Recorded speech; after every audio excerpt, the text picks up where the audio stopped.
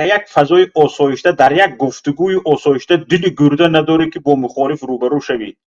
انکنون به خشونت تله میدهی که و همه به این باور میرسانی مخالفان رو که این گفتگوهای آسایشته نتیجه ندارد، هیچ چی نتیجه نمیدهد، همین خیلی به همین خلاصه رسانندگی هستی. اما تصور کن که در همین جا اقلا توانش رو نداری، قدرتش رو نداری که بشنوی، گپت رو بگوی، حرفت رو بگوی، متقاعد کنی، در آنجا با این با ارمی از ابله گریز چیکار بکنی؟ غم دیگران رو نه، غم خودت رو بخور. جای گریزت کجا باشد؟